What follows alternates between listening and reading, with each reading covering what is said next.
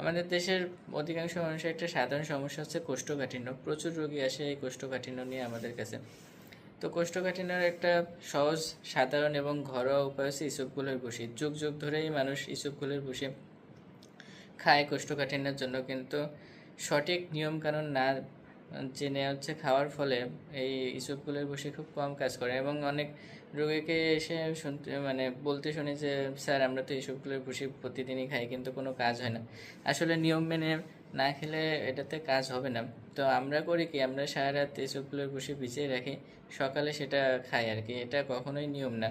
আগে বুঝতে হবে যে ইসবগুলের ভুসি কীভাবে কাজ করে। ইসবগুলের ভুসি আসলে শরীরের ভিতরে যে যে আমাদের ইন্টেস্টাইন আছে, সেখান থেকে পানি সংগ্রহ করে, সে পানি শোষণ করে ওটা মলের সাথে মিশে তারপরে মলটাকে নরম করে।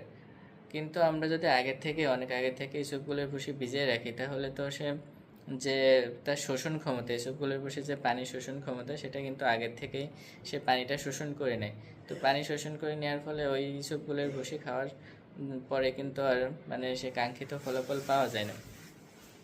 এখন কি করে খাওয়া যায়? আসলে ইসবগুলের ভুসি খাওয়ার সঠিক নিয়ম হচ্ছে, আপনি যখন সকালে ইসবগুলের ভুসি খাবেন, তা খাওয়ার সময় আপনি একটা গ্লাসে 1 গ্লাস পানি নেবেন, নিয়ে 2 চামচ 3 চামচ দিয়ে একটু নাড়িয়েই খেয়ে ফেলবেন। যত দ্রুত আপনি পানিতে দিয়ে ইসবগুলের ভুসি খেতে পারবেন, তত সেটা আপনার জন্য বেশি